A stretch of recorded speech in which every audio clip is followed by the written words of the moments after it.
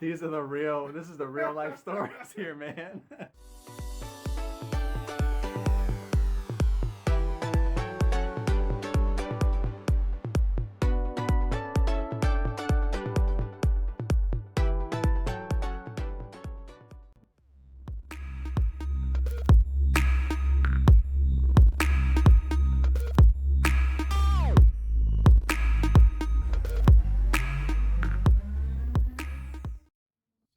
Over to see Montrell with Brown's Lawn and Order. I think that's a nice catchy name when you know, as he grows, that's something that people can really remember and definitely brand the business. He had originally reached out to me through Instagram. He's not big on social media, just started getting into Instagram and Facebook to grow his business, and I guess that's how he stumbled upon me on Instagram, and he was just following along, and he thought about going to the GIE Expo, which was a common topic that we both shared, and he wanted to go, I guess, 2 years ago, but it just didn't work out for him financially. So then this past year there was a lot more hype from me talking about it and some of the other guys that he started to find on social media, and he thought this was definitely the year to step it up so that he could grow his business and network. So I met him in person for the first time. I remember in the Toro outdoor demo area. I introduced him to Seth, the lawn surgeon, who also lives in our area. They had never known, they never met each other, didn't even know each other. It's crazy to me, going your whole life without knowing someone in your town until you go halfway across the country and you meet each other. So that's just crazy, but I'm glad I was able to make that introduction. So he started out solo, like a lot of us, a solo operation. He now has his brother and his cousin helps him out. He's got some employees, so he's growing. He's got 2 trucks now. So his business is growing, and he really is goal-oriented. He wants to grow his business. He wants to have $1 million business. So he's really hitting it hard and doing whatever he can, whatever he knows how to do that. And being on social media and networking, sharing ideas, that's all going to help with growth. I'm excited to talk to him a little bit more and pick his brain a little bit and learn about Brown's Lawn and Order.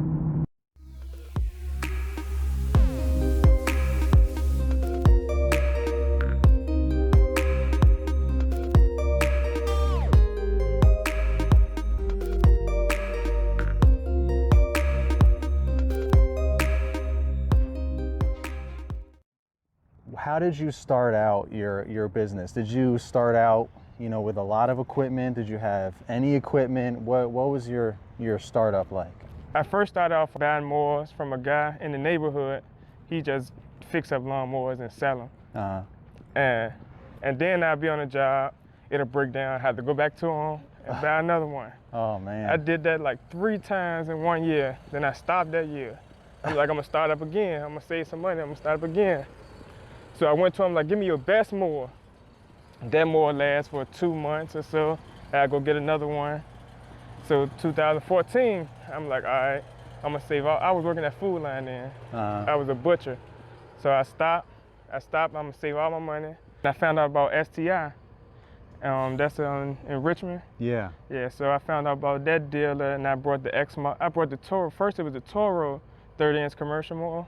The push mower. Yeah. Yeah, and I got that, and then that's all I had. And I brought a weed eater, and I just kept going from there. And I just, every money I get, I put it to the side, and I go buy more equipment every time.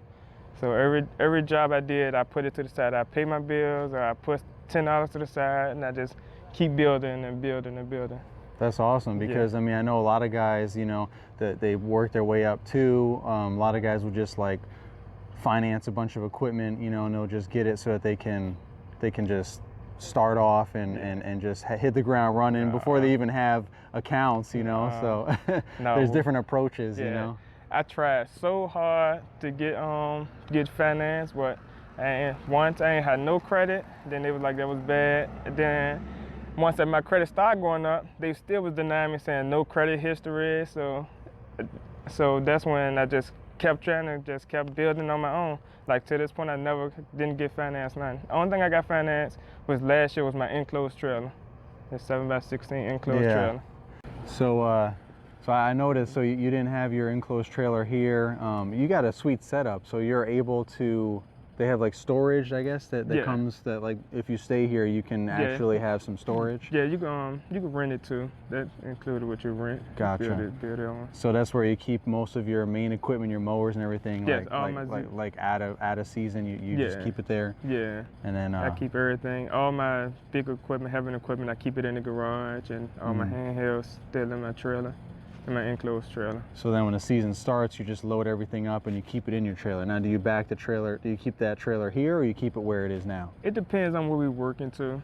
Like, like everybody meet up in the center in Richmond. Okay. Like that's everybody kind of meet up spot. So coming all the way out here is kind of hard, and there's time. Just stop the time. I noticed that you had mentioned something about 2012. You started in 2012, but it didn't take off to 2015. Something like that. 2015. So what's that mean? Tell me about that. So 2012, that's when I was a full-time butcher at Food Line. I was putting in 80, 90 hours a week, just going hard. And me and my manager, we were just talking. He tired.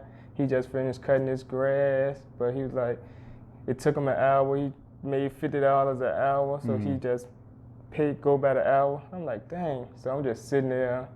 I'm like, I'm working all these hours. If I could get a full 8 hours in for $50 an hour, that's more than my paycheck in 2 weeks. So as I still got bills, so I get paid. Like I said, I go buy a lawnmower for $30 from the guy across the street.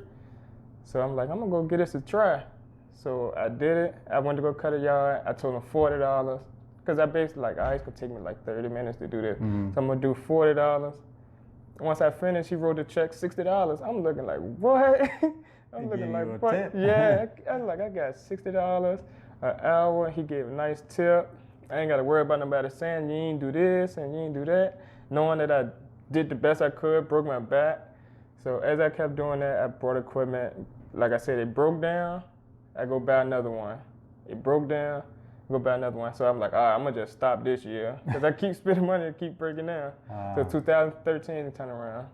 We was doing the same thing. It's me and my brother. We always work together. Oh, okay. So me and my brother, my paycheck, this is what I want to do. So I'm gonna try it again. So I tried it again. But I brought the lawnmower from the guy. I brought the Husqvarna blower, the handheld blower from Lowe's. So I'm just still using this. But the blower stood up good. And then, but the mower and the weed eater I brought from the guy, it'll break down. So I'm like, dang, I don't know what the heck.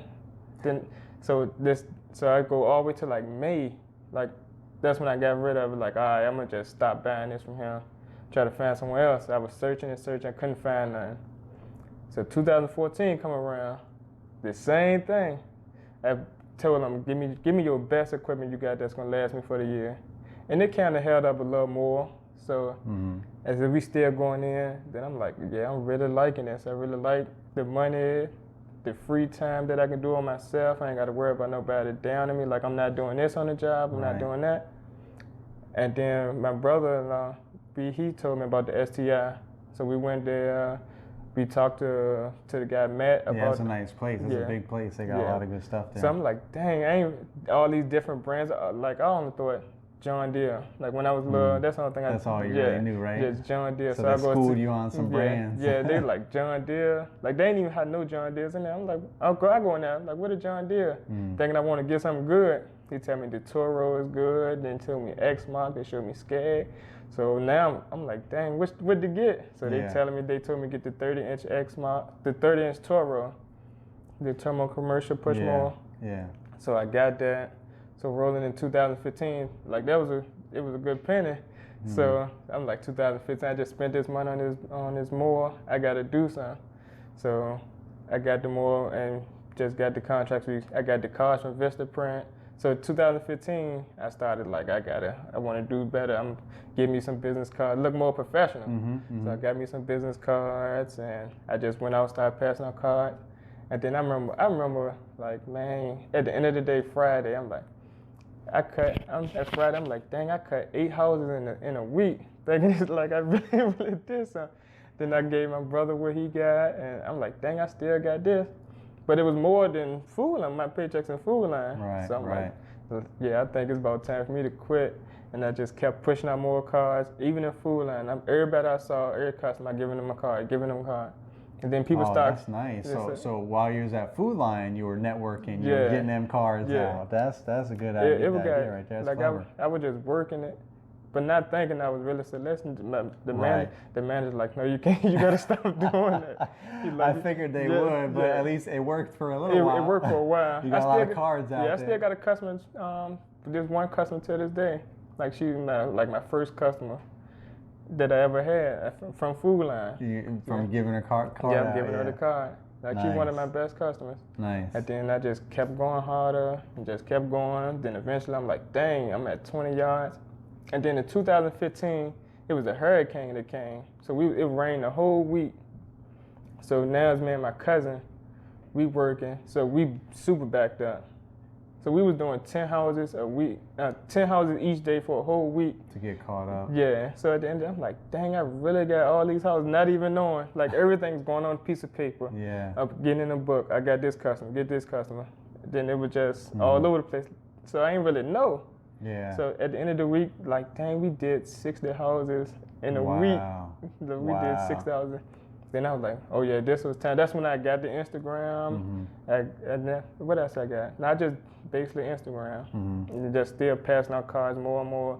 Like that's when I realized all my money I get, I'm putting into the business. And then I just like, all right, Food Line, I'm done. I can't do it no more. This is what I want to do. Yeah. And then I quit Food Line. I ain't tell nobody for like a week or two. Everybody like, you ain't at work, because that's what I stayed. I stayed at work. Like I always worked. And I'm like, no, I'm ready to push this hard. But everybody always told me, like, man, you should have kept it. You should have kept your job until you really got off. You should have did this.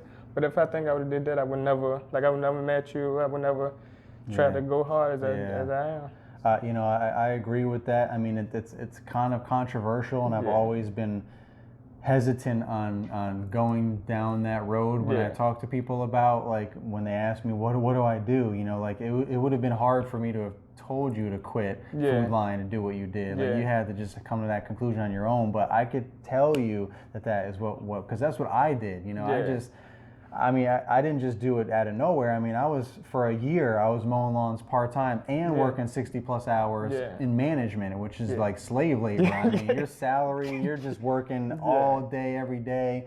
You know, so my one day off, you know, if I got that, I was like mowing as many yards as I could, you know, and then like sometimes I had to do it before work or after work. I'd go to work with my push mower in the back of my Jeep, go work like 10, 11 hours, you know, in retail, getting chewed out by customers every day and all that, and my bosses, and, you know, dealing with my, all the supervisors I had to take care of and all that stuff, and then I'd go mow some lawns, you know. But I knew just that short time, I knew that that's what you want. I was like, you know what, I can do this if I have more time. But I'll never have more time unless I make more time. That's what I was thinking too. So I was like, you know what? So I just quit.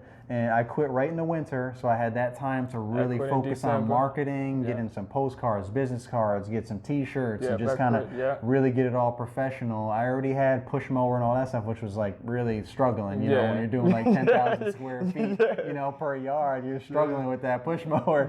I'm like, I can't get anything. I can only do so many yards a day with this. So that's when I started investing. I was like, all right, I borrowed some money from family, got a walk behind, 48-inch walk behind. I was like tearing through yards, and I got a Velky, and because then I was still tired running around behind. Even though I was cutting in half the time, I was still running around. So little by little, I just kept working, building it up, and reinvesting, and paying everything off like in the same year or the next season, all that. So, but again, if I had just, a lot of people hold on to that safety net, which I understand. I'm not trying to tell people not to, but you push yourself so much further when you have no other option. You gotta get it. You gotta. You're done. How am I gonna get that meal? How am I gonna pay this bill? Every month, the rent coming, it's not gonna stop. Right. So, but if you have that safety net in the background, it's almost like you're never gonna. You always know that. You know? So the comfort.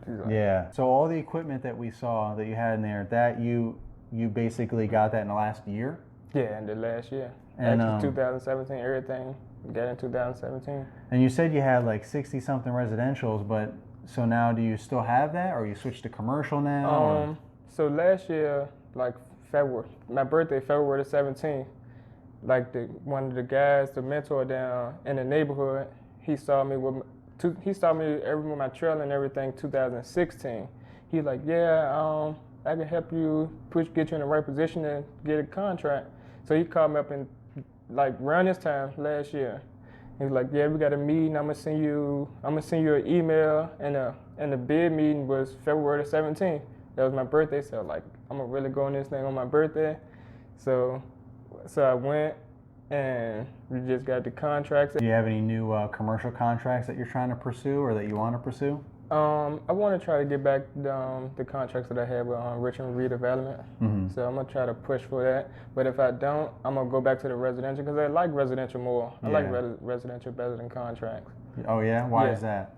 Because I think like the residential, if I'm coming to your house, like you ain't gonna want me to come to your house or this other person come to your house. It's like your house, your personal spot. You don't want. Right. So I feel like the residential customer more loyal, and then like you can go to the office and you can underbid me, and I can do a wonderful job, 100% great. But if your price lower, then I'm cut out. Yeah. Yeah. So it's right. Like there's a lot more loyalty in residential. Yeah. So what's one thing in closing? What's one thing that you would offer, like something that you've learned so far over the years that you would give that advice to someone starting out or early on in their lawn care business? The paperwork, keep everything organized. Like before you go out there and try to get your customers, make sure you got a good system and just your paperwork. That's the hardest thing. Once that get mixed up, you'd be all over the place. That's how it was. Like I kind of think I started everything backwards. Like it's hard to go backwards. Yeah. You get one, especially when you're real busy, right? And you got a ton of stuff. You're like, oh man, what just happened? Now you got to try and sort everything out. Yeah, like just to organize. Get organized first. Get your plan on how you're gonna do it, where you're gonna market, and instead of like I was telling you, I was going in the east end 2 yards over here, then going over there to north side, and like I travel more on the road than I'm doing on the yard. Like it'll take me 30 minutes to get there, and I do a yard in 20 minutes. A lot of things that people don't consider is, when they're solo specifically, is that aspect, because you figure, oh, it's my time, right? Yeah. But imagine if you had employees doing that. You're paying them to drive all over town. You want to minimize that windshield time as much as possible. You know, so like, if you think that way early on, or sooner than later, then when you do start having employees and things like that, you'll be more profitable because you won't be paying guys to just sit around in the truck, driving all over town. So route density is the biggest thing. One last quick rapid fire bonus question. What do you do when you're not mowing lawns? What do you like to do? What are your hobbies? I got a lot of nieces and nephews, godkids, so I try to I try to spend my time with them. Yeah. Or the boxing gym. I'm a member of a boxing gym, COVID Boxing in Richmond. Sweet. Yeah. Nice. So boxing, and what do you do with your nieces and nephews? Box? No, we just hang out in the house. We'll go to Sky Zone, Uncle Joe's, or just goof off, just hang out. How old are they? What are their ages? Are they young? Yeah, they 5. No, they're actually 7 now. Dang. Time flies. Yeah, 7. But that's still pretty young. Yeah, young enough to jump around, have a good time. Yeah. Thanks for your time and everything. I appreciate it. Thank you. Yeah, good luck this season. Yeah, you too. Thanks for watching. Please like and subscribe. Click the bell for notifications and add the playlist to your library for future episodes.